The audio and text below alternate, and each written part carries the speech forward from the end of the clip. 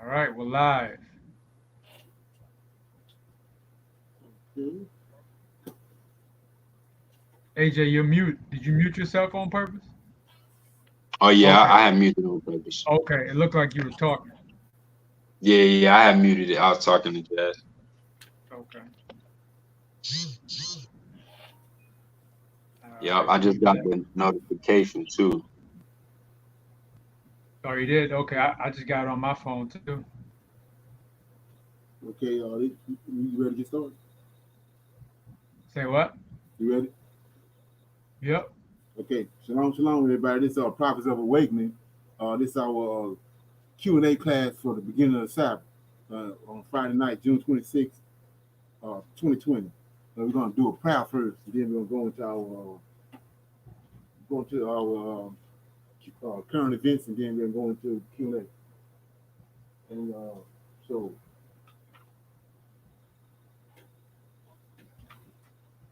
it says, "Oh Lord, we come before thee at this time. Lord, we have set this time apart for the beginning of the Sabbath day that you have given unto us for rest. We are thankful for the knowledge and the understanding that you have given us up until this point.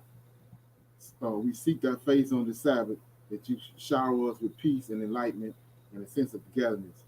Oh Lord, we see thy hand in the affairs of the world. We know and understand that what you have spoken in the past will surely come to pass. Turn not thy face from us, but hearken unto us, and listen to our plea. Hearken, O Lord, and do our praises unto you. Okay, Hallelujah. so with that being said, we're gonna anybody got any current events that they want to bring up? I have a couple, but I'm gonna wait and see what anybody have anything first. I Oh, had yeah. I had seen one Mr. Leonard, and I actually seen this a couple days ago. I meant to say this on another class, but that guy searched for Yeruhu, or however you say his name. Yeah, right. Uh, yeah, He, you know what I'm talking about. he paying African, Yeah, that guy. right? He goes live like every day or whatever, but Uh-huh.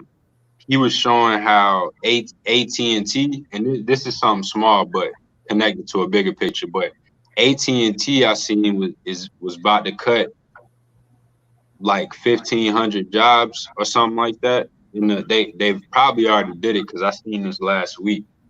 And but that I feel like that's just another testament to the shutdown of kind of what everything is going on driving us out.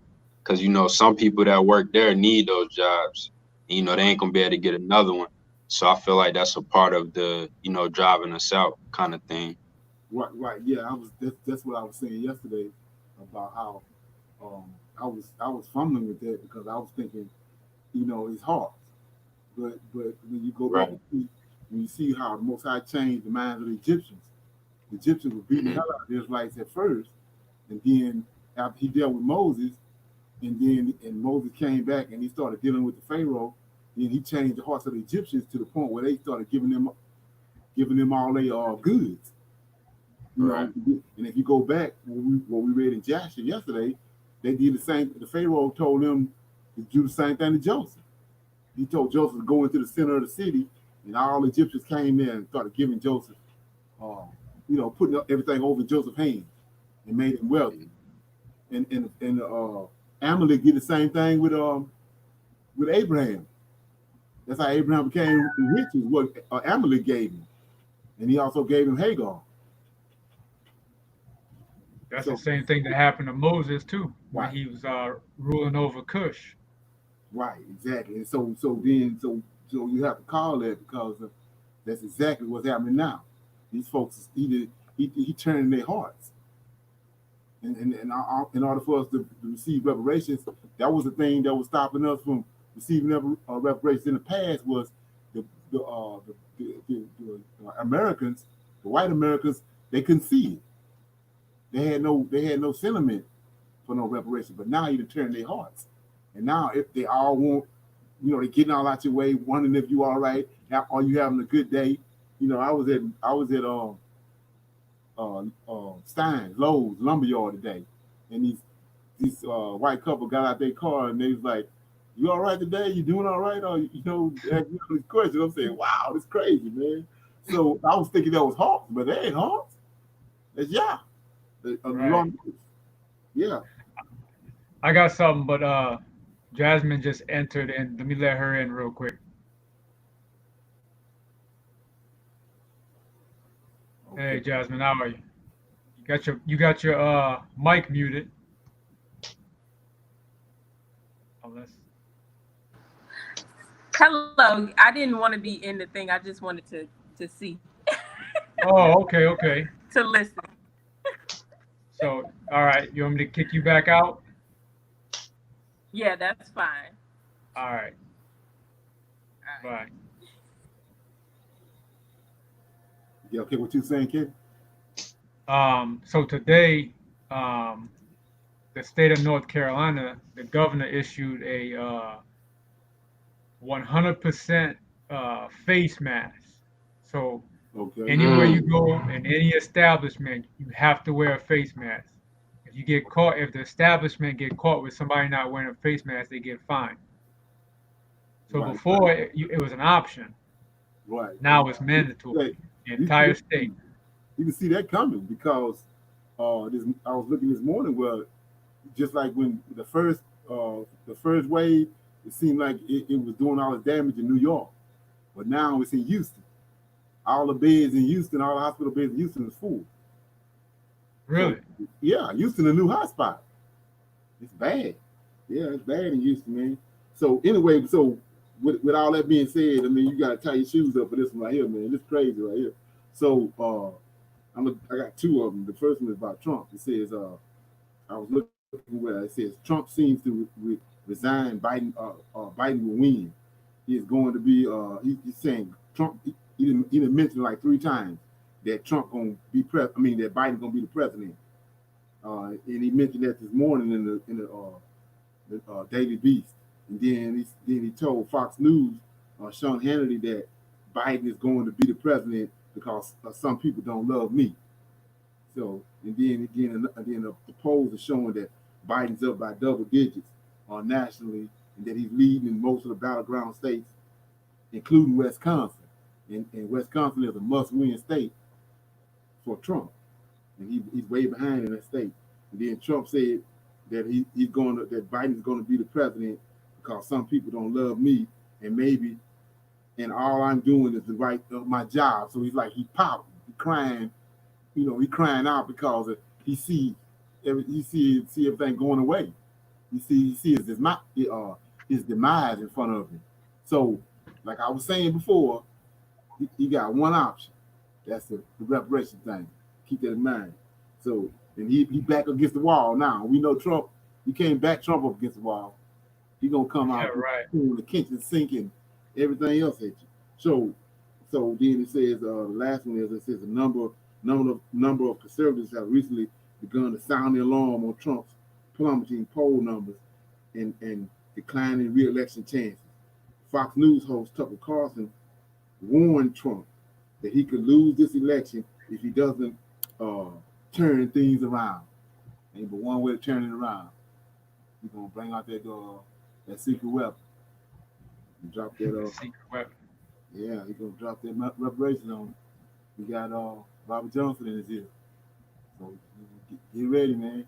Anyway, so it says, I got some. Another one is that this is the one you gotta get ready for. So I went on YouTube this morning. I mean, not YouTube, but I went on YouTube and I was looking at the news, and they got this dust cloud, man. Oh man. They call it Godzilla. Godzilla, right? So it says, and this is the largest in 50 years, right? And it says it came in Thursday, and it's right now it's on the west coast. It's coming across the west coast, and it's a long awaited cloud from the Sahara Desert. From the Sahara Desert, you know our history with the Sahara Desert, right? We went across the Caucasus Mountain when Antioch Epiphanes ran us out. The remnant went across the Caucasus Mountain, came across the top of Africa. They couldn't go into Egypt because he had told them you can't go back to Egypt no more. You know, and every time a remnant went to Egypt, he killed them. So they had to go across the top of Africa and come down through the Sahara. And once they made it through the Sahara, then they ended up on the west coast of Africa. So this dust storm right here left the Sahara, right? It's a thick cloud. It's a thick cloud. It left the Sahara, and then it's poised to hit the U.S. and the Gulf Coast on Thursday. That was this Thursday just passed, and Friday. Forecasters say that promising hazy skies and fiery red sunset, but also it has a potential health problems. And then it says, just the part right here was crazy. It says Godzilla is usually it's unusually large, and the plume of dust began to emerge off the west coast of Africa last weekend, and now it has, look at this, it has traveled over 4,000 miles. It ain't dissipated. Thick cloud left from the Sahara Desert, crossed the Atlantic Ocean, didn't dissipate, right? And look at this though, and then it left red dust all over the Caribbean. Yeah, I heard about it. So now it's coming into the Gulf, Yeah. to the Gulf. And I don't know if anybody know about the history of those slave ships that came into New Orleans. About supposedly that was David's descendants. Okay. Right.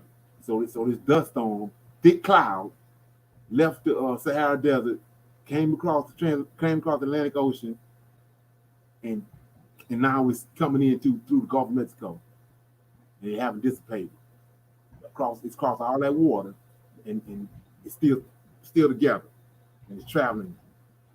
Is that something? Yeah, Wesley just put the link up to the article Right. for the news. It says Thanks, Wes. what's that?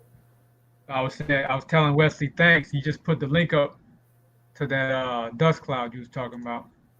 Right. It says the mass of extremely dry and dusty air known as the Sahara air layer forms.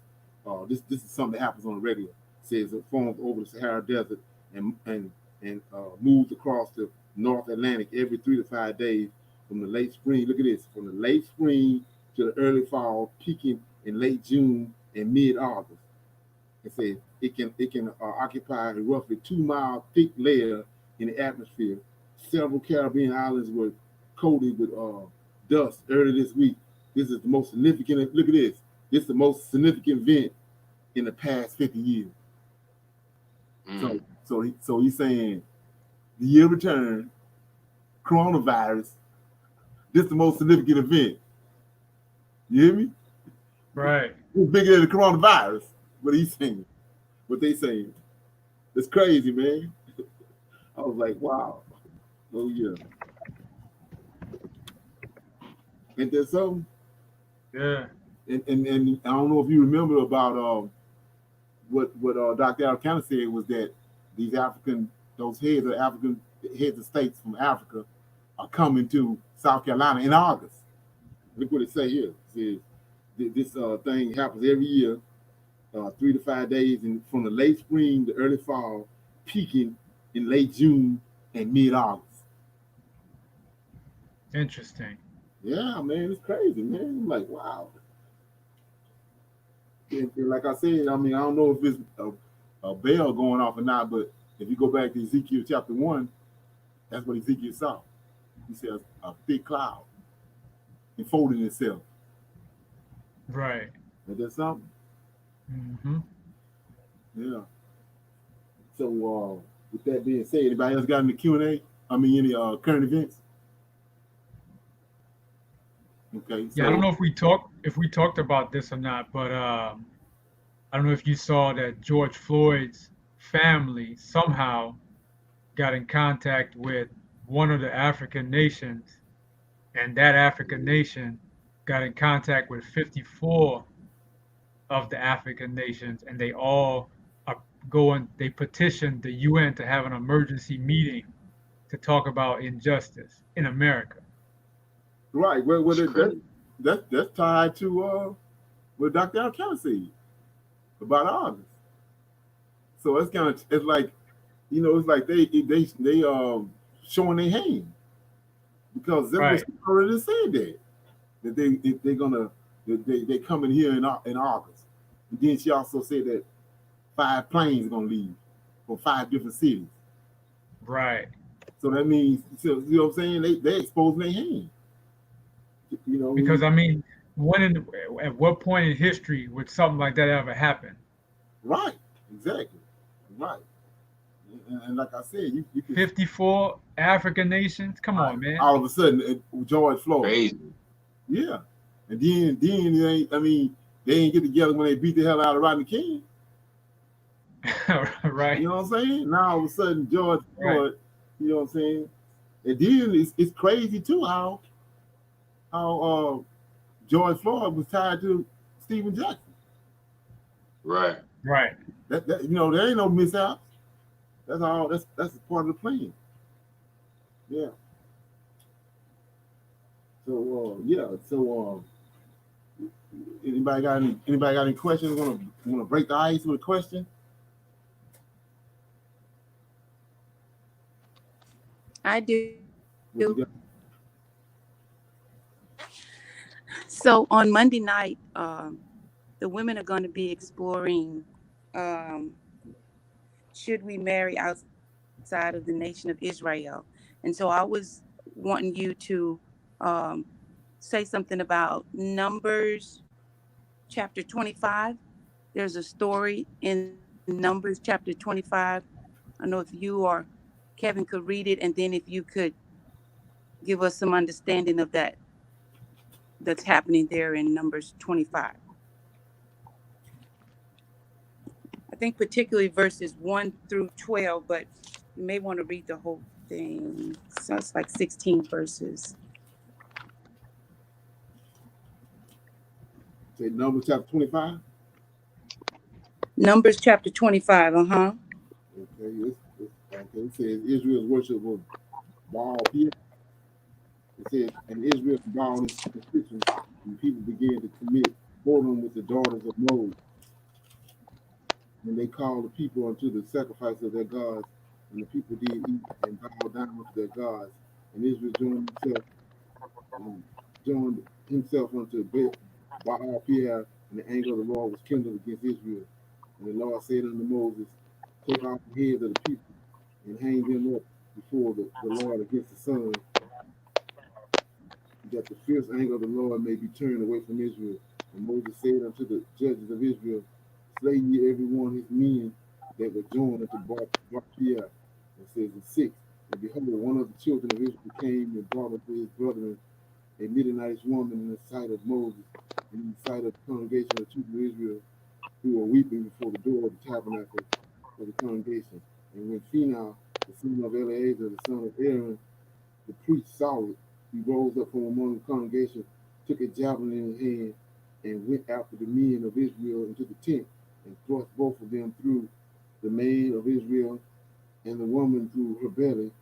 So the plague was stayed from the children of Israel. And those that died in the plague were 24,000. And the Lord spake unto Moses, saying, Phinehas, the son of Eleazar, the son of Aaron, the priest, have turned my wrath away from the children of Israel, while he was zealous for my sake among them, that I consume not the children of Israel in my jealousy. Wherefore say, behold, give unto him my covenant of peace, and he shall have it, and his seed after him, even the covenant of an everlasting priesthood, because he was zealous for his God, and made an atonement for the children of Israel. Now the name of the Israelite that was slain, even that was slain with the Midianite woman, was Zimri, the son of Shalu, the prince of the chief house of the Simeonites. And the name of the Midianite woman that was slain was Cosba, the daughter of Zur. He was the head over the people and the chief of the house of the Midian. And the Lord spake unto Moses, saying, vex the Midianites and smite them, for they vex you with their wiles. Wherefore they have beguiled you in the matter of Peor, and in the matter of Cosba, the daughter of the prince of Midian, their sister which was slain in the day for the plague of fear of the saints. Okay. So what was the question? Okay, so the question is, um, when the Israelite man brought the Midianite woman into the camp, and then one of Eleazar's sons, which is the line of the priest, put a javelin through the Israelite man and the Midianite woman. Did he do that because she was not an Israelite woman? Right. He ran her through. He ran her through because they came. He brought her into the temple, and they can't be there. He killed her. And like I was saying before, Okay. what I said on several occasions, that we keep getting sidebarred with the fact that not understanding that this is all about DNA. Mm-hmm. He created Adam. You understand about the melanin and all that. He created Adam.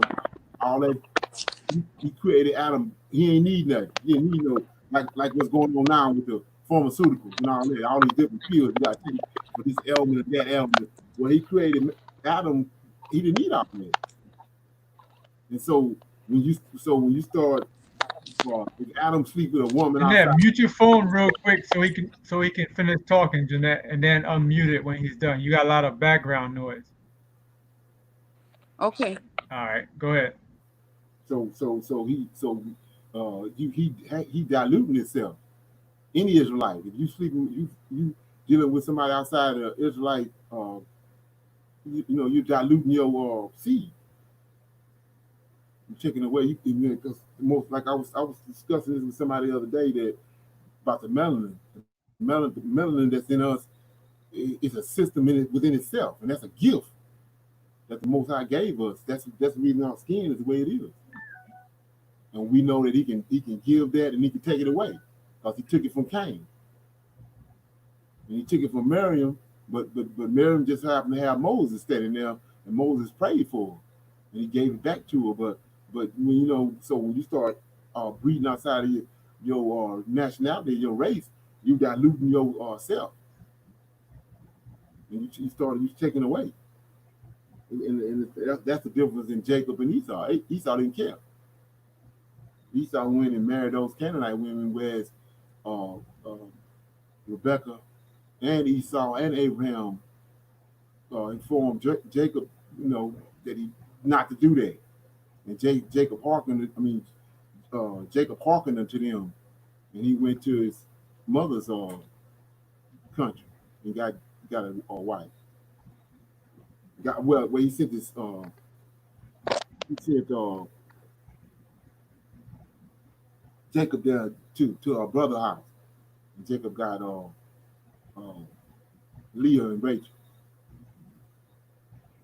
and that's keeping the lineage. When the Most High said a pure seed, a Hebrew of Hebrews. When you start marrying outside of that, you dilute it, and you're getting farther and farther away from the Most High, what He gave us, the gifts and stuff He gave us that's in our DNA. You losing that, and you got a problem with that because those gifts are given us to worship Him in the temple.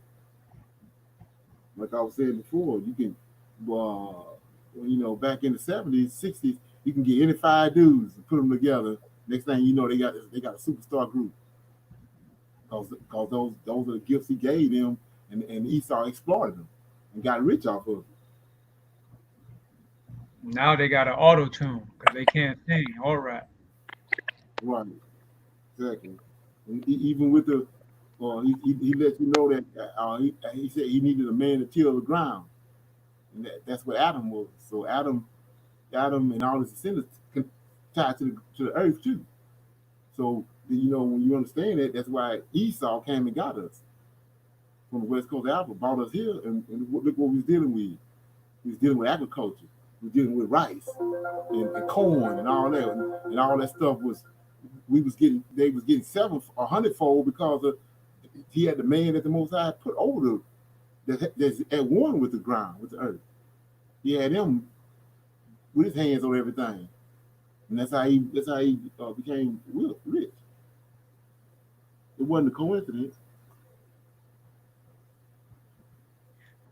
Yeah, something else I was Okay. thinking about too, was the fact that in that story, one of the reasons he told us don't mix with them is because they worship, other gods, and they're gonna take you away from what you're supposed to be doing. Right, yeah, right. But that's automatic, But if you when you start breeding outside of your getting seeds outside of your lineage, that's gonna automatically happen because of like I was saying before with the Moors. You understand the history of the Moors? They came into Europe and they were ruling in Europe. Those European women had ran off and left the white men. They was throwing rocks at them, but those children, the mother raised the children, and she taught them the ways of the Europeans. And so the children uh, neglected their fathers and sided with their mothers, and ran the Moors out. And we know that's the same thing happened with Solomon. When Solomon started marrying all the women, they coerced him. He started putting up images and idols all over Israel because he started making a grove for every god for every one of his wives, and he went away from the Most High. And that's automatic. That will happen if you cross that line, then you're going to shun the Most High. Yeah. Mm-hmm. So, um, when we think about marriage and pleasing the Most High, you know how we have been taught here in the West that whatever the father is, that's what the child is. So, Right. is it so that even if a Hebrew Israelite man marry outside the nation, are the children Hebrew Israelites, or that just pollutes the seed whenever? And it's not and another part to that is it's not about black and white, right? It's about righteousness and wickedness and the laws and the statutes that the Most High gave to the nation of Israel. So if the Hebrew Israelite man, and the reason why I'm saying the man is because he's the seed, but if he marries outside of the nation, does it make his children Israelites because he's an Israelite, or it's Yeah, just wrong all the way around? they Israelites, but still, it's not the same because the example is Absalom. Absalom Mm-hmm. doing all we doing just on accident. You got to look at his mother, and then look at what happened with Solomon. Look what happened with Bathsheba and David, and they flipped around and they had a kid. The Most High killed the first one, but he turned around and after uh, Bathsheba became eligible to be married to David because her husband was dead. Then he had Solomon, and Solomon was Bathsheba was an Israelite woman, and Solomon was an Israelite man. Solomon was a Hebrew. And then you go to the story of Judah when he slept with the Canaanite woman, had those three boys. They were wicked as hell. They was Hebrew. Judah was the father, but they were wicked as hell because of the DNA that was in them. And then the whole time he wanted Judah to hook up with Tamar. That's what he wanted the whole time because Judah's lineage come through Tamar. When he hooked up with Tamar and had the twins.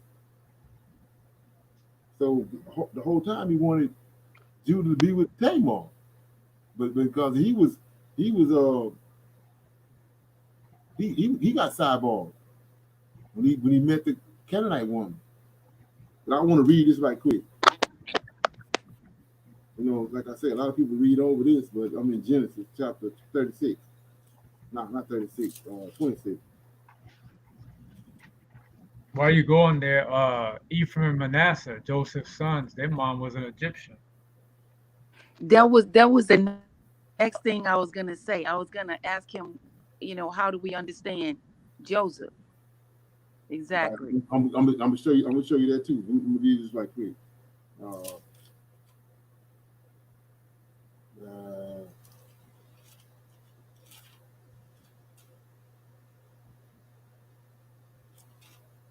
yeah, it's 26 and 34.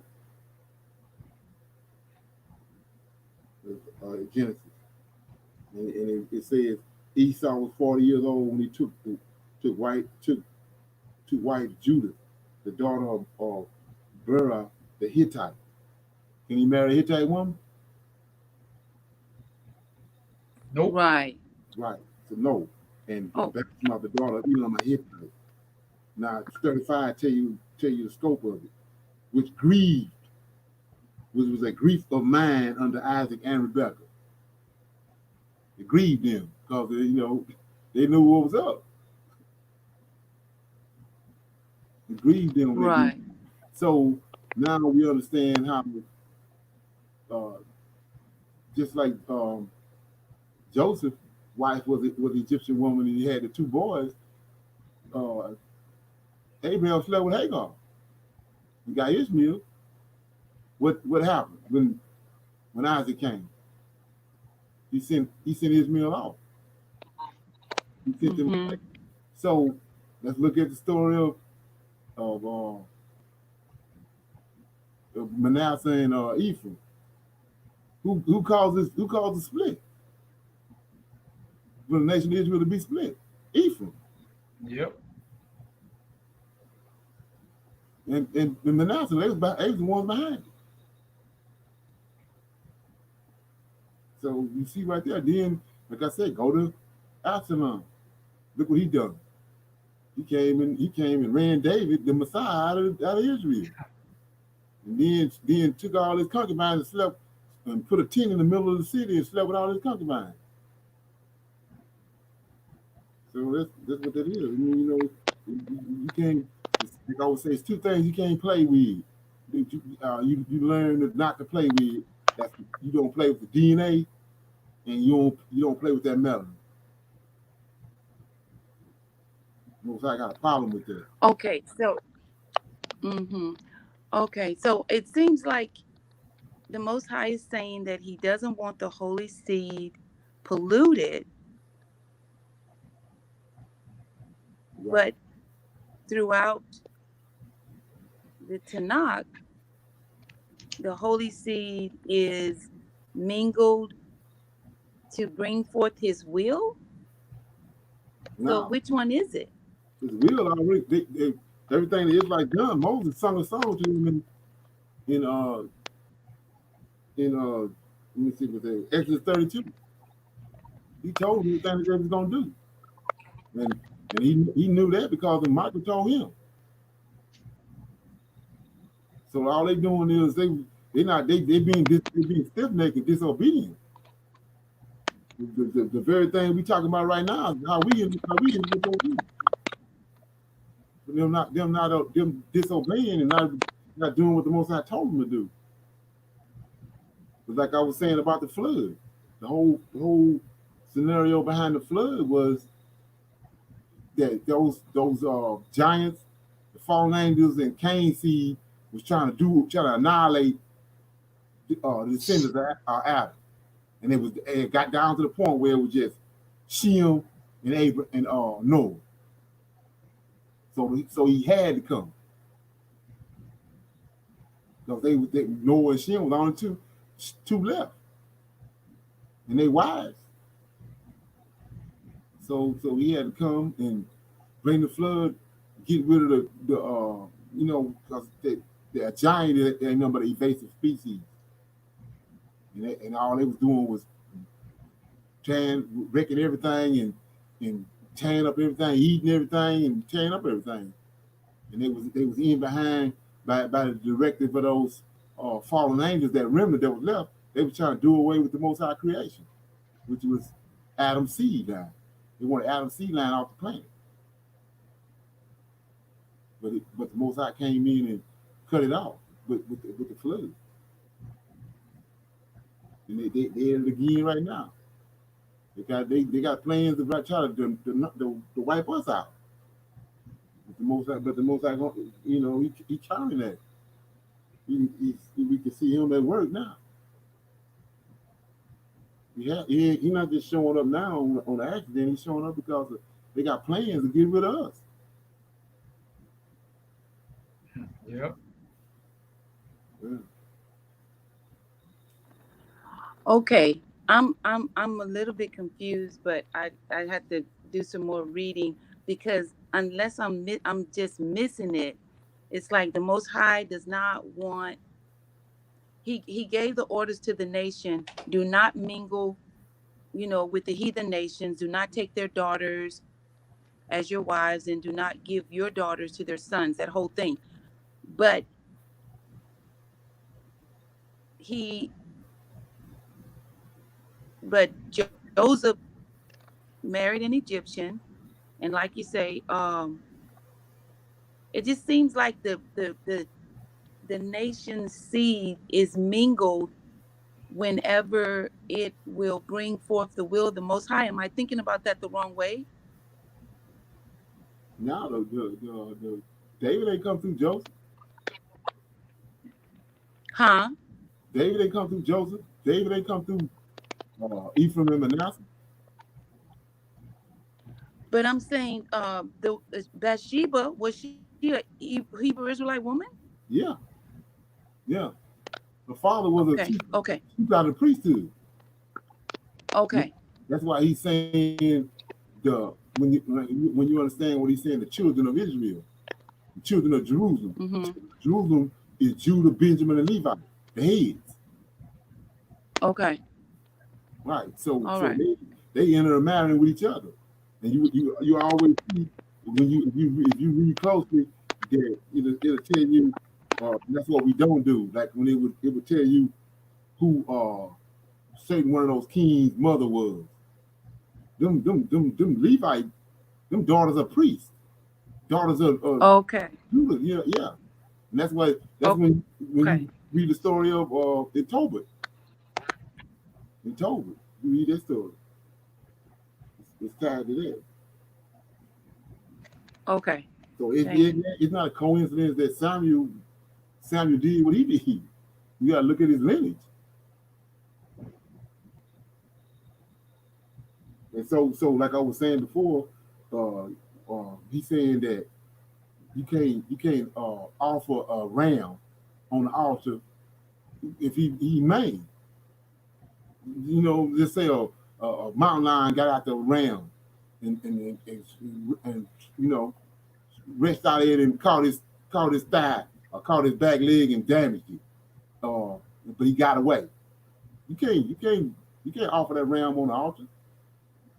And you have to understand about that is the Most High. That's his responsibility to get him fit animals. Because how he gonna require you to have a ram without blemish when he ain't producing rams without blemish? And he showed you he capable of doing that when he did that with when Jacob was down in Laman's house. He told Jacob what to do, how to get the spotted rams, to get the flock he needed from Laman. And so you got to look at the same thing with the male. When he created Adam, he created a perfect man.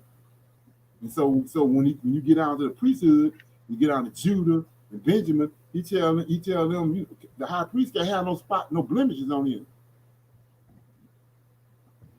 So what is he talking about? Right. Receding hairline. Come on. All that. Not needed.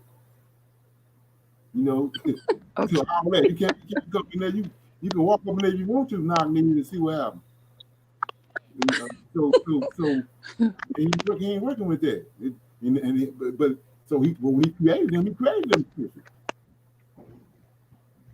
I'm gonna give you an example of something happened. I don't know if nobody know anything about it, but you heard about the little girl, won the state championship in swimming, and they took the championship from her because she said she had an inappropriate bathing suit on, swimsuit, and then they come back and tracked her out and found out she was banging, she had hips and all that. You know what I'm saying? So he gonna say that because her body, her shape of her body, saying that the buttocks can't be touching or whatever, and say the suit. She had an inappropriate swimsuit on. But she had the same swimsuit on all her friends had on. So you disqualified her because she got a body. Mm-hmm. Ain't that something? Mm-hmm. So Right. I was looking at it just before I got online. They recanted that and gave her the trophy, the award, because everybody got involved in it. A lot of talk show hosts and a couple of judges got in and they reversed it. Okay. Somebody else got a question?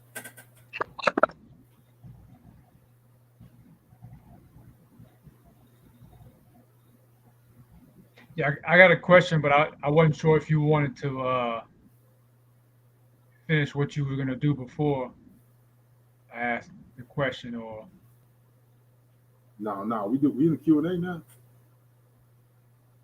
all right.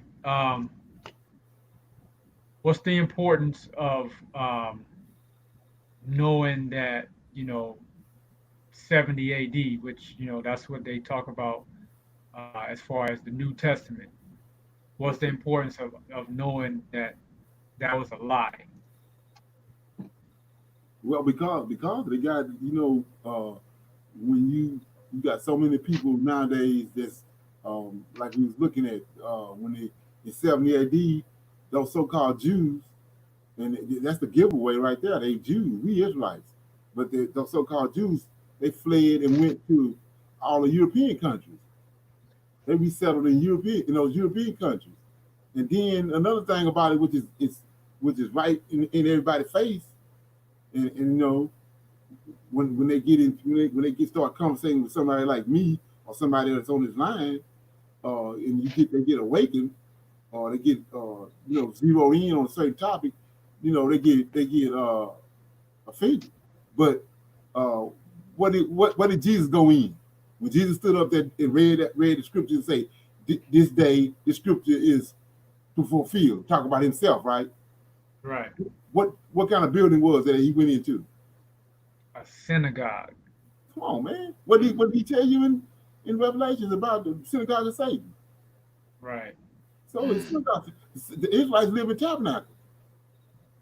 And at the close of the book of Jasher, which Jasher is Caleb's son. Jasher is the son of Caleb. Caleb is one of the 12 spies, the two spies that came back on a good report. The other 10 spies was killed. But Jasher is his son. So you can take the book of Jasher and place it right after Joshua, the book of Joshua. And so when the book of Joshua closed, it says Israel dwelled in their cities, and the Canaanites dwelled in their cities, and Israel dwelled in their tabernacles, not synagogues. The people that you dealing with that left in 70 AD had synagogues. They bought them synagogues from Mount Seir and from the Caucasus Mountain. And so there ain't no Israelites. That's a dead giveaway. Yeah, it's a dead giveaway. You gotta understand that because you like them referencing Josephus. Josephus an Edomite. You can't reference Josephus. And those are the people when Jesus, who is Caesarian, which is the product from Cleopatra and Julius Caesar hooking up, and they had him. When he came back to Israel, after those 18 mission years, he was up in the Caucasus Mountains, raised by those priests. He came back to Israel. He went to the Essenes. There was 3 different types of groups there. It was the Sadducees, the Pharisees. These are all Edomites. Sadducees, Pharisees, and the Essenes.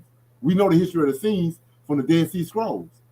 So when he came back, he's royalty out of Egypt. He came back. He went straight to Quran. Right. When you do your research and dealing with the right people, he came back, went straight there, and they sitting there waiting on him, saying he the Messiah. And they was hoodwinking the scriptures before he even got there. And then, like I said, he had a brother. The reason he came to Judea because his brother, Thomas, because Mark Antony, Queen Cleopatra had a son for Julius Caesar first. When Julius Caesar was murdered in the Senate, his number one general, Julius Caesar's number one general, Mark Antony, scooped up Cleopatra. Yep. And she had 3 kids for him. So he got 3 half brothers and sisters. They was in Judea. When he came back at 30 years old from the Caucasus Mountains, he came to Judea to where Thomas, Mary Magdalene, and John. He find his brothers and sisters, his missing siblings. And then from there, he concocted a plan to get his father's kingdom back. And so when you understand that they had made Julius Caesar a god before he died, so not Pharaoh, but Herod, because they gave him those 2 legions, he dedicated that temple that was in Jerusalem to Julius Caesar. That temple in Jerusalem at the time of around 70 AD, that the Israelites been gone. Wasn't no menorah in there. Wasn't no those 7 angels wasn't there. It was gone. And so that temple was dedicated to Julius Caesar. And that's why he said his father's house. But the narrative that you've been given all your life, what I'm saying now sounds crazy. But when you go do the research, you find out. You find it out. Because they want you to think that Cleopatra, Julius, most people don't even know Caesarion. Because he was taken out of history books, because his story is in the New Testament. If they kept his story in the history books, then you would have saw who that was. So they took the story of him out, saying that Octavian came and killed Mark Antony, killed Cleopatra, and killed Caesarion, but he didn't kill Caesarion. She sent him away. Before he got there, he was 12 years old. And she sent him there's another Alexandra up in the Caucasus Mountains. She sent him up there to be raised by the monks. So he came back with all this, the monks, they know how to heal and how to, dig up these different herbs and different things for healing. And he came back, he wasn't raised like his daddy was, to be a military person. He was raised by monks. So at 30 years old, he came back. And because of who he was, everybody thought he was dead. And because of who he was, that's why he caused so much havoc all over Jerusalem. Because of who he was. But like I said, you got to do your research. So the narrative, like you're saying, that we've been given was that Israel got ran out of Jerusalem in 70 AD. Right. And say that again? You said Israel got ran out of 70 AD? Yeah. It was Edomites. No, I said that's the narrative that they gave us. Right. But see how you connect that is you connect that by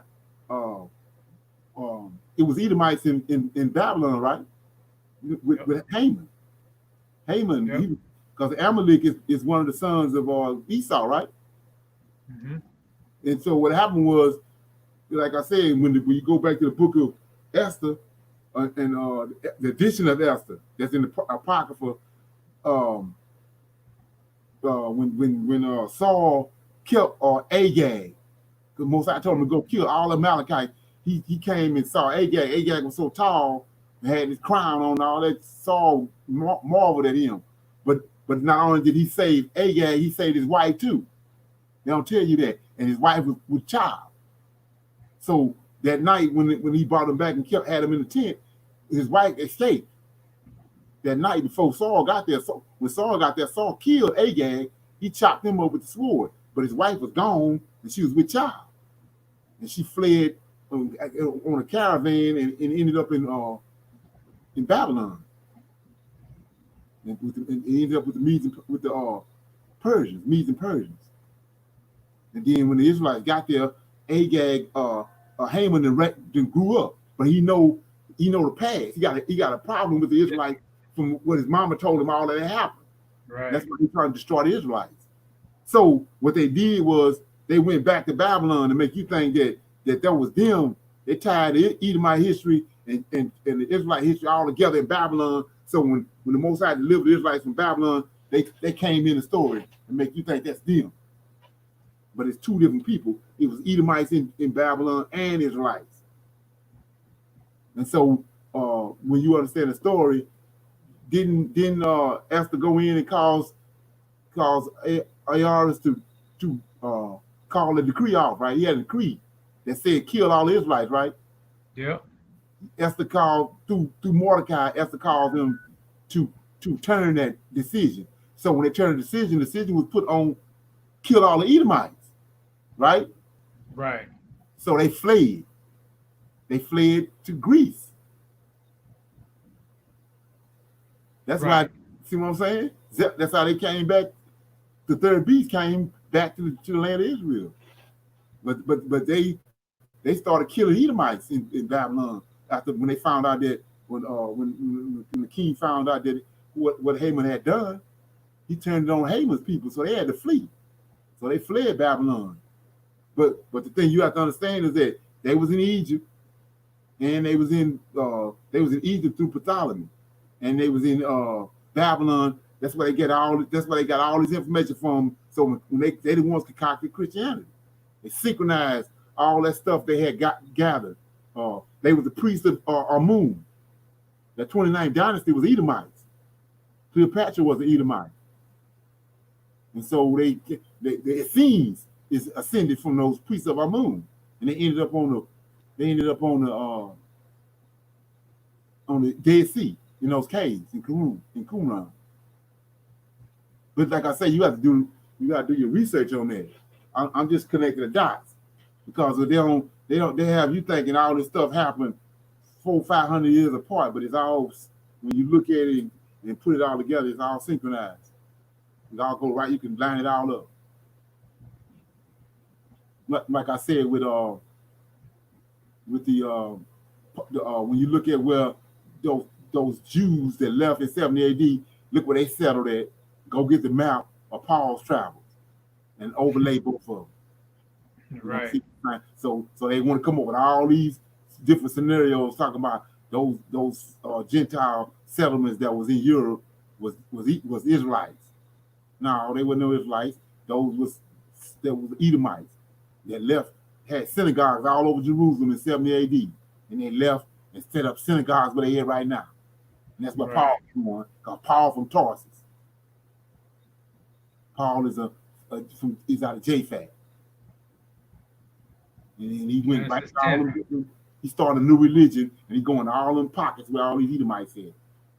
Like I say, you just look in the back of the King James Bible with the maps, look where Paul went, and then look at the map where those Jews left in 70 AD, where they went. They went to, and then on top of that, look at the countries that behind the transatlantic slave trade, Spain, Portugal, all them countries, the same place where those Edomites went. And then on top of it, they was here when we got here. Deuteronomy 28 said that we was going to come here, and they was here waiting on us. All up around Boston, Massachusetts, all that was Edomites. They still there today. Yeah, they still there today. They controlling the government. You know, it ain't a coincidence that Washington D.C. up there where they at. Yeah. Then they all over the money, all over the dollar, currency. Yeah. Question. If Okay. nobody else has a question, I have another question. So one of my first experiences with waking up was the um the Hebrew Israelite camps on the corner. You know, like they would be on the corner and they would be, teaching.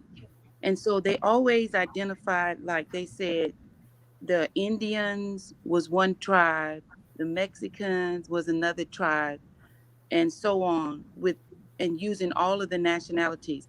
So my question is, isn't the black man the aboriginal of every race?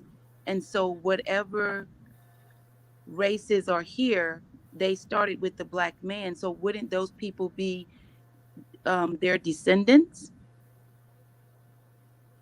Yeah, but it's more than one type of black man. You got 6 day man, you got 8 day man. Then you have to understand about though it's the Chinese people.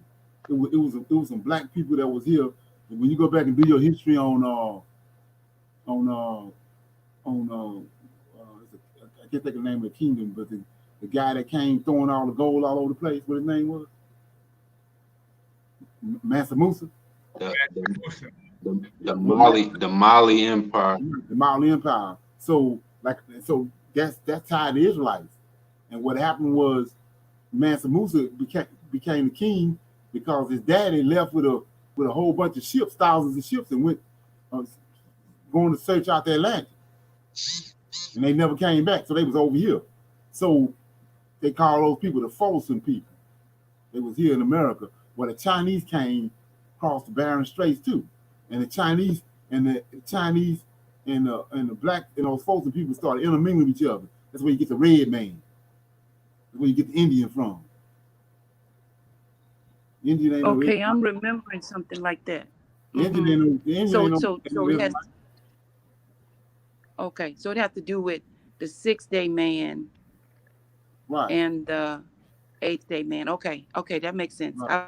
I totally forgot that. That's where you get that Thank red you. man from, though, with the Indian with the with the long stringy hair and all that. Because they tied to the mongrels, to Genghis Khan and all them. They came. The Mongoloids. Yeah. Yeah, they came across there, and then they intermingle with those Folsom people. They ain't got nothing, and so then it's all behind, Esau behind it. So then he went to Second Ezra and tied in that land called Astaroth, and they trying to say that Astaroth is America, but when you go look on the map, Astaroth is right there, where across the top. When you go, when I was telling you earlier about the path that the Israelites took when Antioch Epiphanes ran them out, they left Israel, went across Caucasus Mountains, went up over the top of Africa, and came down through. And they settled at the top of Africa for a long time, which is a place up there called Asherah. Then they left from there and came and took it down through the Sahara Desert because everybody was afraid of the Sahara Desert for a long time. But the Israelites had to go there. They had to go that route because they were forced that route. They ended up coming through the Sahara and they trickled down into the west coast of Africa. And that's where all those kingdoms and the history of all those kingdoms on the west coast came from the Israelites when they fled into Africa. And the whole time that's going on, the Edomites over there in Israel posing as Israelites. Yeah, Okay. yeah. Miss Gray got a question. Okay. Oh, okay. I can do that. You want me to explain the 6 day man and the 8 day man? Okay, if you go to Genesis chapter 1 and 26.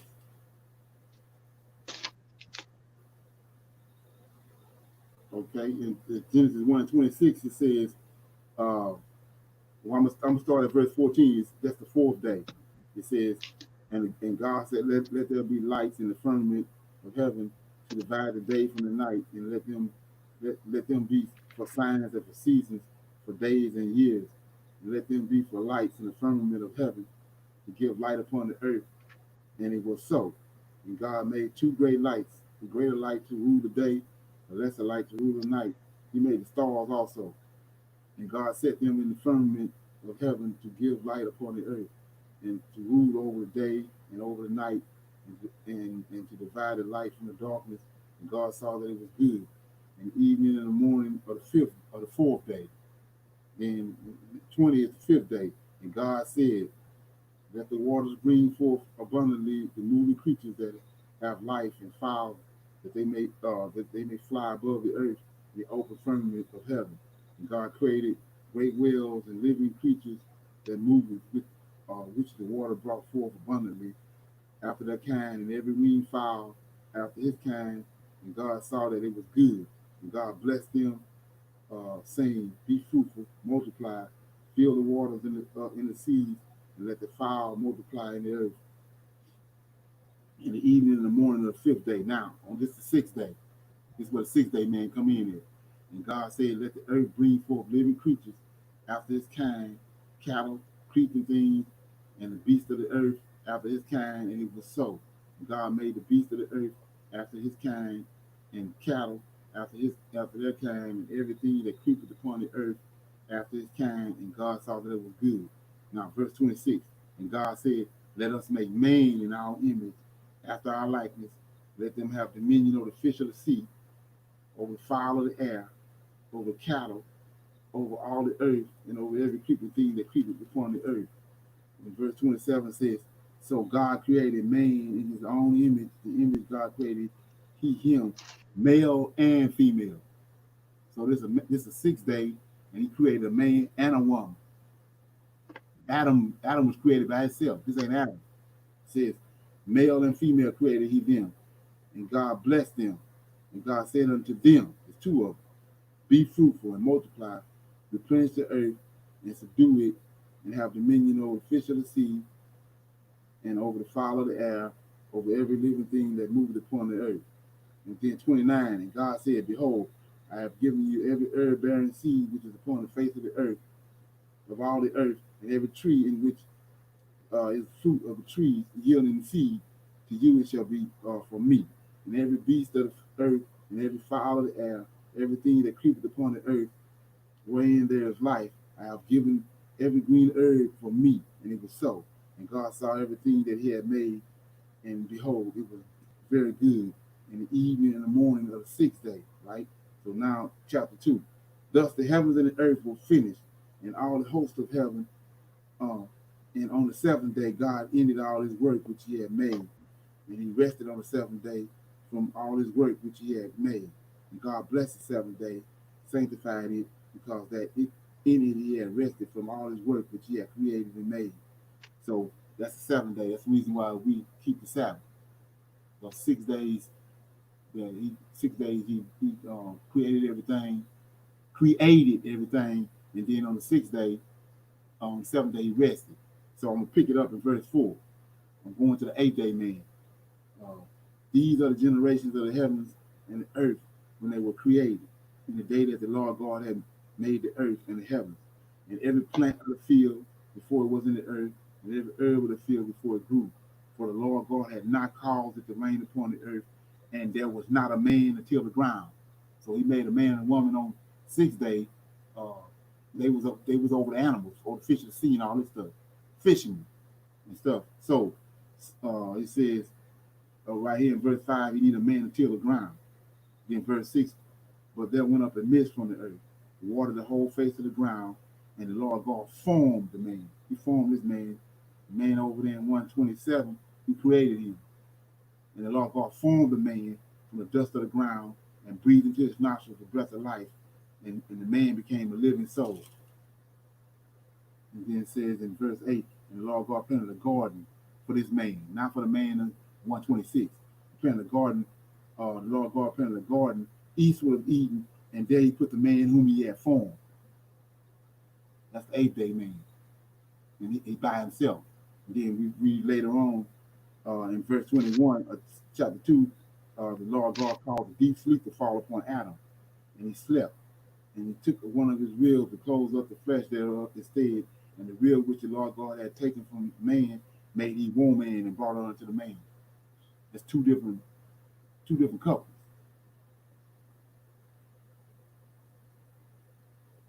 And the one in 126 is the 6th day man, because he was created on the 6th day. Most High rested on the 7th day, and then he came back on the 8th day. He needed a man to till the ground and to keep the garden. And he formed the man Adam.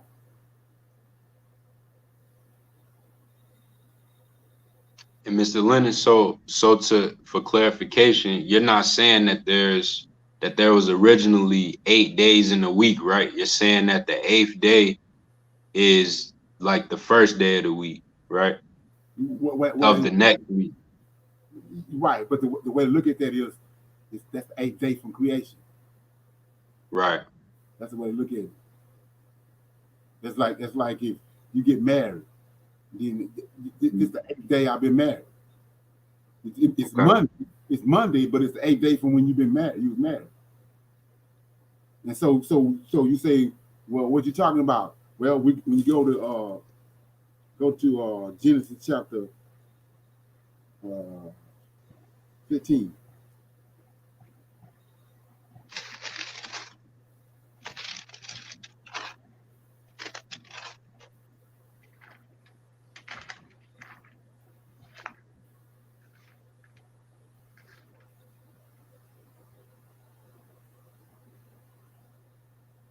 Yeah, so you're making a covenant now with Abraham. I'm in verse 9. And God said unto Abraham, 17, Genesis 17 and 9. Let me know when you get it. Got it. And God said unto Abraham, thou shalt keep my covenant, therefore thou and thy seed after thee in that generation. This is my covenant which ye shall keep between me and you and thy seed after thee. Every man child, look at this, every man child among you shall be circumcised, and ye shall circumcise the flesh of the foreskin, and it shall be a token of a covenant between me and you. And he that is 8 days old, that's why it's 8 days, 8 days old shall be circumcised among you, every man child in his generation, he that is born in his house, or bought with money of any stranger, which is not of thy seed. So you say, well, what you talking about? Well, you got a 6-day man, 8-day man. Well, you identifying which man you dealing with by telling them to circumcise him on the 8th day. Mm. Okay. Mm-hmm. All right, we got another question.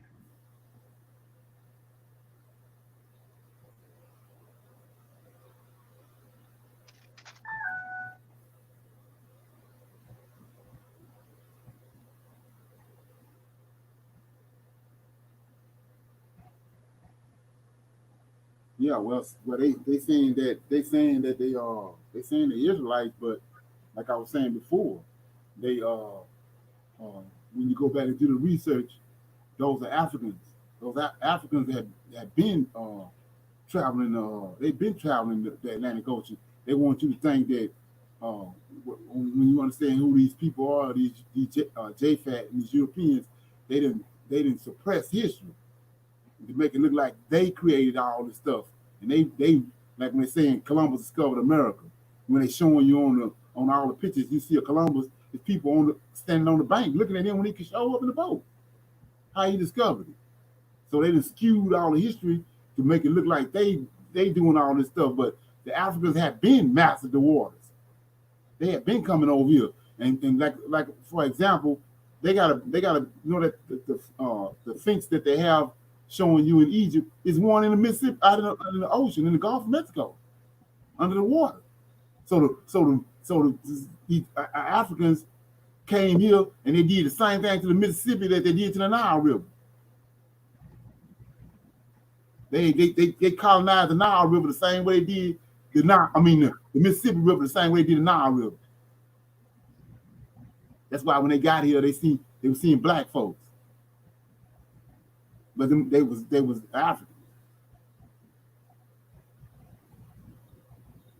and like I was saying before, when you look at it, you got to look at it from a realistic perspective.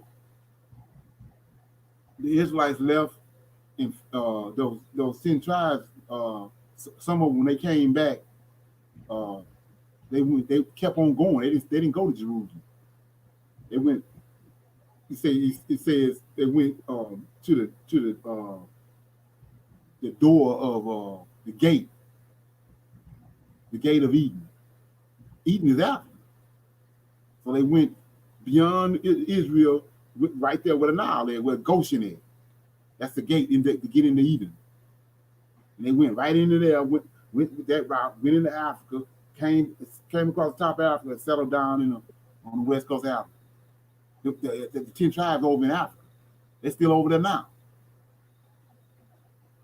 And so when you understand about Negro land, what's Negro land? That's the children of Jerusalem. Judah, right. Benjamin, and Levi. And they got a prophecy on them that they gonna be scattered over the whole earth. Not all the tribes, the head. Judah, Benjamin, Levi was scattered over the whole earth. So that's why he said this right here. Let me read this right quick. In Zechariah chapter 12.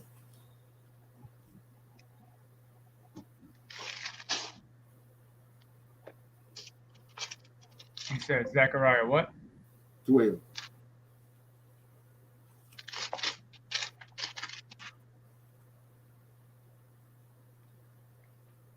I'm in Zechariah chapter 12. I'm going to start at verse 4. It says, in that day, said the Lord, I will smite every horse with astonishment and his riders with madness, and I will open mine eyes upon the house of Judah. Of Judah the head. And Judah been scattered over the whole world. But the 10 tribes, they received their punishment for what they done because they've been separated. The 2 tribes, Israel had been separated, divided.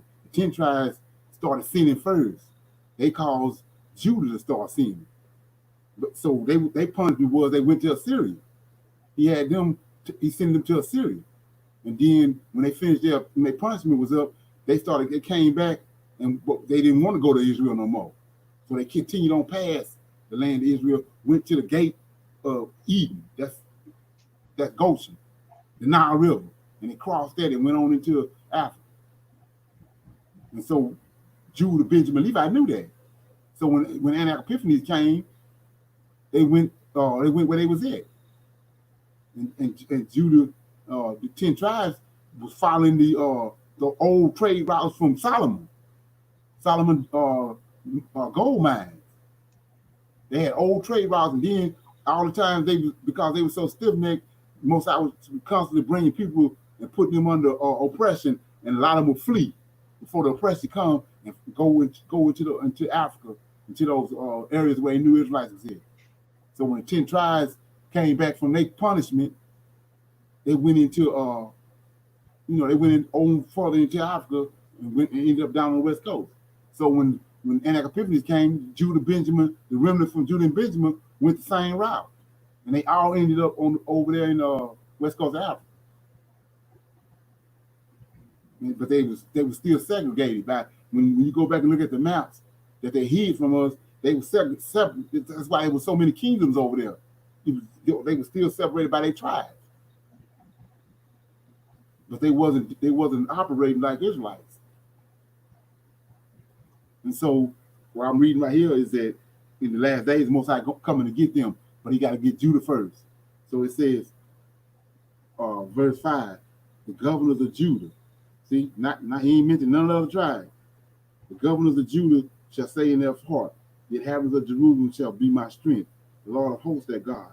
In that day will I make the governors, that's the kings of Judah, like a heap of fire among the wood, like a torch of fire in the sheaf. And they shall devour the people round about on the right hand and on the left. And Jerusalem shall be inhabited again in a place, even in Jerusalem. The Lord also shall save the tenth of Judah first. See that? It shall save the tenth of Judah first, that the governors, that the glory of the house of David and the glory of the inhabitants of Jerusalem do not magnify themselves against Judah. So, transatlantic slave trade scattered Judah, Benjamin, and Levi. over in the Caribbean, Haiti and all that is where Benjamin and Levi is. And the majority of Judah came here to America. That's why you see us, what you see happening now, it's manifested in America because you got to save Judah first. Judah the head.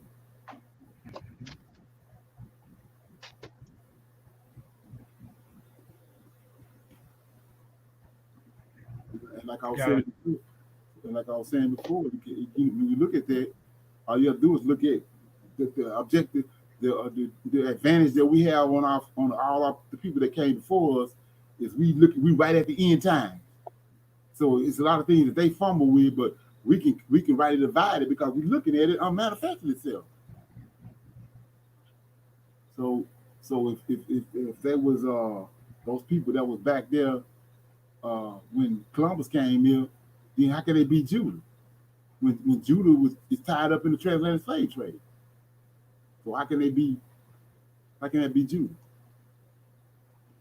Or how can that be the 10 tribes?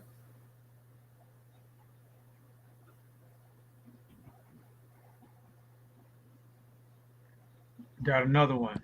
What's that?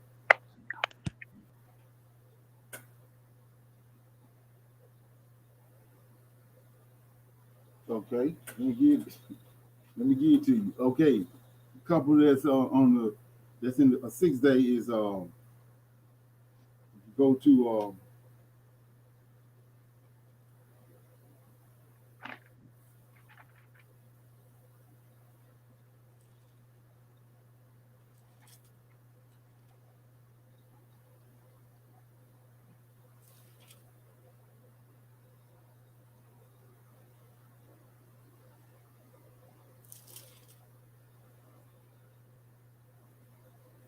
Genesis chapter 9.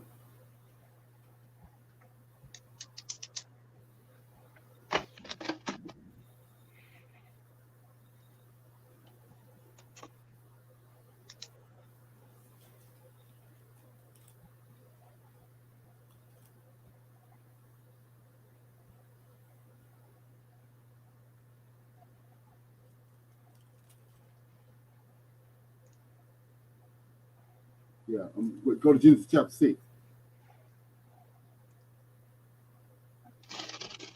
Let me know when you get it.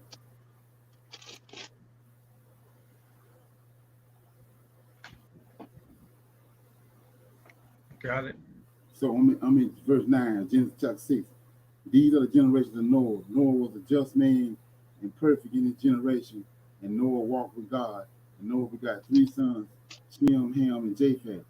The earth was also corrupt before God, and the earth was filled with violence. And God looked upon the earth, and behold, it was corrupt, for all flesh had corrupted its way upon the earth. So when you see the word all flesh, it's different. It's different nationalities of people. So the 13 says that word flesh is genitalia. See, but Esau got us following the narrative, thinking that he's talking about animals. But he says, let me read it. He says, and God looked upon the earth, and behold, it was corrupt, and all flesh had corrupted its way upon the earth. And God said unto Noah, the end of all flesh is talking about humans. Genitalia is come before me, for the earth is filled with violence through them. And behold, I will destroy them with the earth. Right? So let's look at that. When the Most High punished Adam, what did he say? He said that never again am I going to curse the earth on your account. Who the one was sinning? The human, right? Was the animals? Did the animals do anything wrong? Did the ram do anything wrong? Nope. Ram ain't sinning to him. So he said you got to sacrifice an innocent animal. So when he said right here, you read 12, and God looked upon the earth, and behold, it was corrupt for all flesh. That's the humans. They're the ones corrupting it. The squirrel and the raccoon and the gorilla still doing the same thing the Most High created them to do. Gorillas still sleep with other gorillas. You don't see a gorilla over there trying to run down a zebra and mate with it. He's doing exactly what the Most High created him to do. He's staying with his kind. The zebra staying with his kind. They ain't did nothing. So he's not talking about the animals.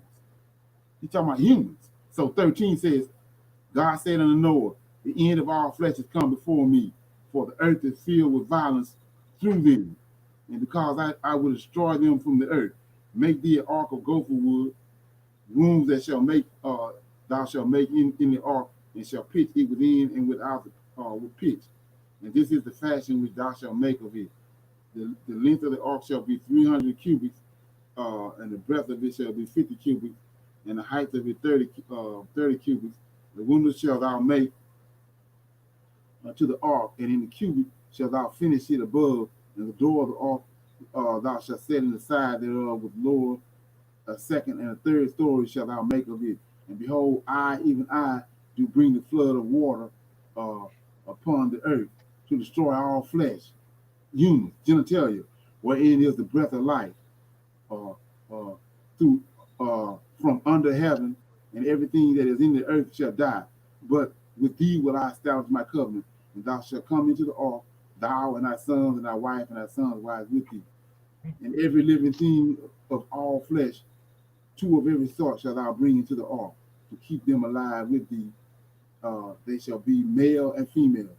Now see right here, he's gonna distinguish between what flesh is flesh. Of all of fowl after their kind, and of cattle after their kind, of every creeping thing of earth after his kind, two of every sort shall come into the ark to keep them alive. And say, and take thou unto thee of all food that is eaten, and thou shalt gather it to thee, and it shall be a food for thee and for them. And said, thus did Noah, according to all that God commanded him. And the Lord said unto Noah, come thou and all thy house into the ark, and for thee have I seen righteous before me in this generation. Of every clean beast shall thou take of thee of seven, and male and female beasts, and it says, and the beasts that are not clean too, male and female. The fowl also, he's telling you what they are. Seven, the male and female keep seed alive upon the face of the earth for yet 7 days, and I will cause it to rain upon the earth 40 days and 40 nights, and every living substance that I have made will I destroy from off the face of the earth. And Noah did according to all that the Lord had commanded him. And Noah was 600 years old when the flood of the waters was upon the earth. And Noah went in, and his sons and his wives, and his sons' wives with him into the ark, because the waters of the flood. So when you understand that, when you look at that, he told him to go get a male and a female from all flesh. So he went and got Cain. Cain is not Adam's son. Cain comes from the serpent and Eve coming together. So he went and got a male and a female from Cain's lineage. That's who Japhet is. He went and got a male and a female from the 6th-day man. That's Ham. That's why Hagar was given to Abraham, because Hagar is an Egyptian. She's a servant. Ham is a servant. So that's why Amalek gave her to him. That's why Rachel and Leah got Bilhah and Zephaniah, because they servants, they handmaidens. They come from this man on the 6th day. They're a righteous servant to Adam's descendants. So he told Noah, which was the only one left on the earth, him and his son Shem, go and get two of all genitalia. So he went and got a male and a female from Ham's lineage, and a male and a female from Cain's lineage, which is Japhet. And he put them on the ark. And so you say, how do we know that? Like I was saying before, how can you get a blonde-haired, blue-eyed man from Adam if you're a black man? And so when you go back and look at that, you can see that we've been hoodwinked as far as when it comes to the races, because Noah. How Noah gonna have a white son, a jet black son, a brown son, a Chinese son? That's impossible. That ain't never happened nowhere in the history of the world. If you're a black man, you have black children. You're a Chinese man, you have Chinese children. When people originated from different sources, And they got us thinking that they all was Noah's sons, but they wasn't.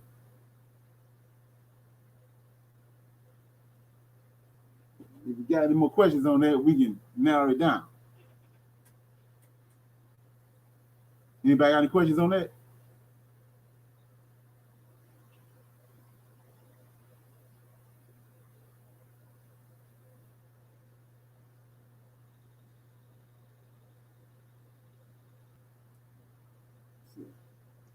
Prior to Columbus, what's that?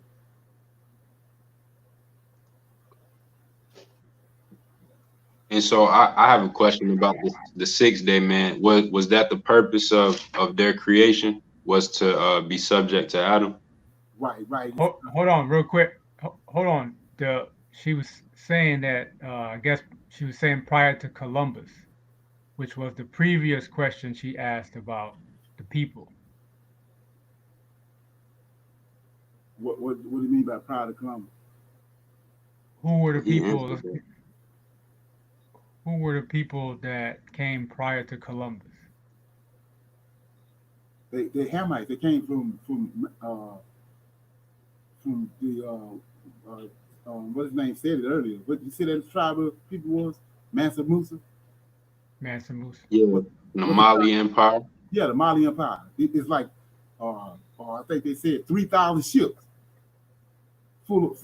But not only that, when you can go to Ivan Van Sertima, and he like the corn and watermelon and all that. That wasn't growing over here.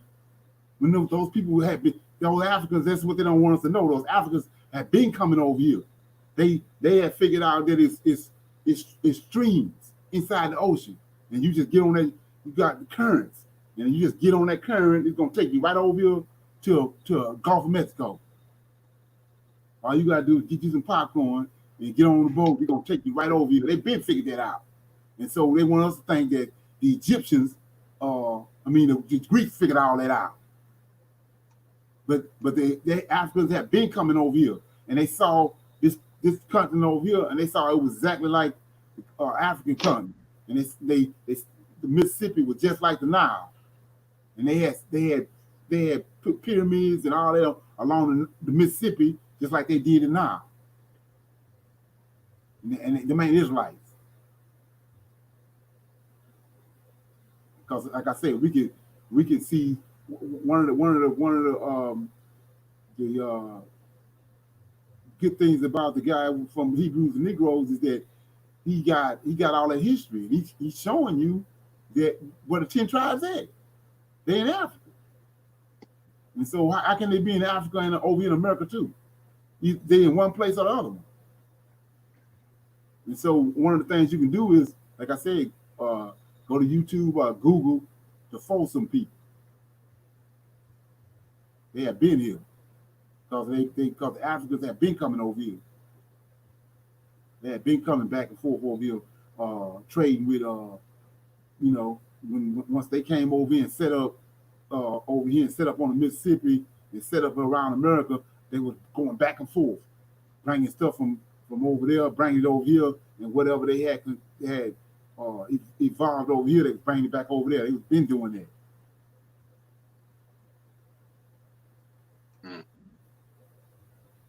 Right, and that's who the Moors was. That's why when European, because they Johnny come lately, when they came on the scene, that's why you always see on even on the famous picture with George Washington on the Delaware, it's a black dude on the end of the boat with the light. He ain't on there helping. He ain't on there washing their feet. He navigating the boat. They know how to. They couldn't go nowhere. Columbus had to win. Well, when you go and do the history on Columbus, he went to the Moors and rounded up a crew for his boat, all Moors, to show him how to navigate the ocean. They had been navigating the ocean. Like I said, they want us to think that that they concocted all that.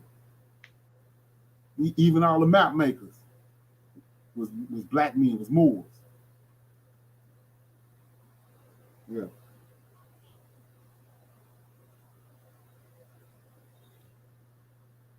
Right. think I think AJ was about to ask a question too. Well, no, I was re-asking the question in the chat, but Mr. Wesley answered it down there. But my question was though, you right, Kev. Was that the sole purpose of the 6 day man to be servants to Adam, a servant to the Hebrew lineage? Right. I think we was talking about that the other day. I might have been talking to somebody else, but when you understand who Isaiah 53, like I said, these people wicked as hell. When you find out who Isaiah 53 is, he's the Levites is most high servant, right? Right. Is he beating the hell out of them like the Egyptians did us? No, No, sir. they righteous servants. That's what Ham Right. was. That's what that man and that woman on the 6th day. You got to look at a day with the Lord as 1,000 years. So from the 6th day, you rested on the 7th day. That's 1,000 years. 2,000 years have passed. They have multiplied. So that wasn't a coincidence. Everything was set in place when he made Adam. And just like with the animals, people think that he made one lion and then he made one female lion. No, he made a lion and a herd. He made them by herds. He made the zebra by the herds. He didn't make them by the. That's why you see you will see a lion with 15 female lions and a rooster with 30 hens. That's how when he originally made it. He made them like that in herds. So by the time 8th day came, when he needed a man and he formed it from the ground, the 6th day man had multiplied 2,000 years. And so it was a reason for that. They are help me, a righteous, you know what I'm saying? They're a righteous slave. Mm-hmm. These Gentiles came and made slavery what it is today. But the Most High, you got a slave, but it's a way to handle them. Like I say, look at how Abraham handled his servant that he sent to go get Rebecca. Right. See what I'm saying? That's a righteous servant, which is another word for slave. They didn't came and flipped all the understanding around with what slave means and how you deal with the people and all that. They because who they are, they violent. You know? Right. Yeah. So that's what that is. And like I was saying before, the animals ain't did nothing. So when he said all flesh, it corrupted itself and the flesh then it's causing everything to go off course. He's not talking about the animals. He's talking about the word that was in there was genitalia. That's humans.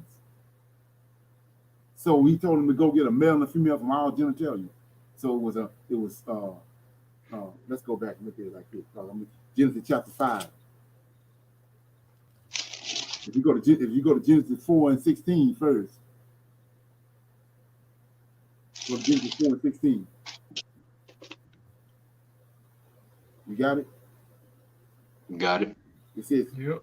Cain went out from the presence of the Lord, and he dwelt in the land of Nod, east of Eden. And Cain knew his wife, and she conceived and bore Enoch. And Enoch built a city, called the name of the city as the name of his son Enoch. So you start reading that from 16 all the way to 22. That's Adam's descendants. But they separated from Adam's descendants. Because Adam ain't none of his father. Serpent is his father. So that's a lineage of people right here that came from the serpent. Eve had cohabitated with the serpent. Then you get and what explain what I just told you about the 6th day man and the 8th day man is just like Israel. When Jacob's name was Jacob, he wrestled with the angel. The angel changed his name to Israel. So it's a man that you can go back in our records named Israel, but it's also a race of people called Israel. There's a man called Israel, and there's a race of people called Israel. Well, the same thing right here. It's a man called Adam, and it's a race of people called Adam. If you go to Genesis 1:26, 27, let me show you what I'm talking about. 1:27 says, so God created man in his image. In the image God created him, male and female created he them. And God blessed them. And God said unto them, be fruitful and multiply and replenish and subdue it and have dominion over the fish of the sea, and over the fowl of the air, and over every living thing that moves upon the earth. Let me find that word. It says, right. So you go to Genesis chapter 5, and it says, uh, "This is the book of the generation of Adam." See that? In the day that God created man in His likeness, made He him. Now watch what it's saying too, male and female. So that's Adam, which means mankind. Adam, male, two, male and female created He them and blessed them, because there's more than one of them, and called their name Adam, right? In the day when they were created. Now, verse 3, this is the man that He created on the eighth day. And Adam, it's the man Adam. Verse 1 and 2 is mankind. 3 says, and Adam lived 130 years and begot sons in his own likeness after his image, and called his name Seth, because Cain killed Abel. So when you look at that, you see that it's two different groups of people. You got a race of people called Adam, and you got a man called Adam. And Adam brought forth Seth. But you got a race of people over in 126 that He created a man and a woman that multiplied over 2,000 years before He made Adam.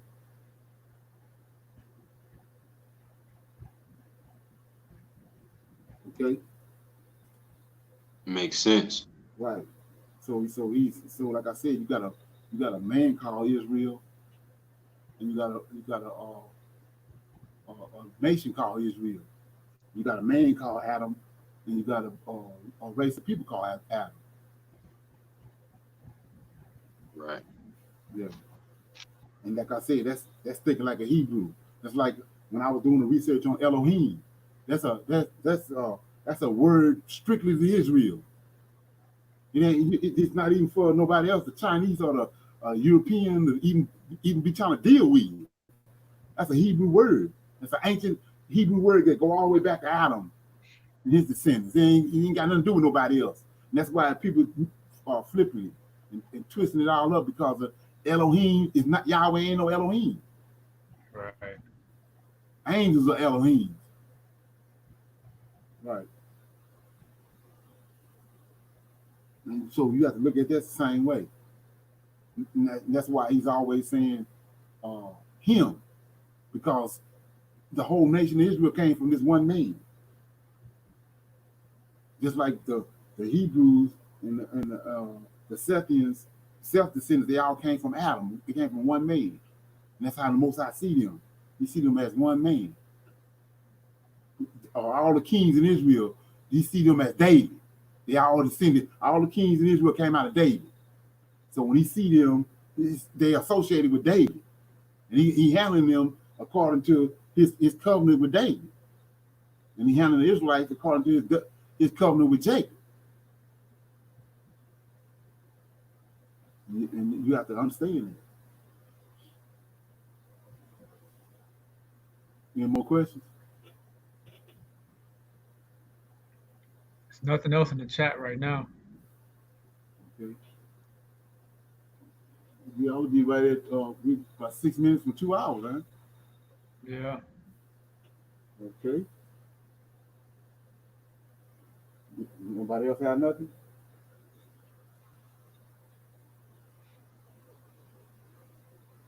Guess I'm gonna have to. We're gonna close out. I'm gonna have to, between now and tomorrow, get my lighting together. Give me some LED lights. Yeah, you gotta get the daylight ones. Daylight. Okay. So we're gonna close out. Yep. Can you get off alive but still talk? Yeah. Okay.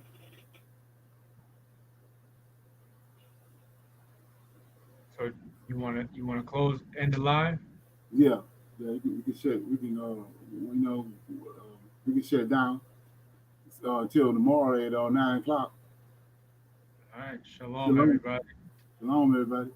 Shalom.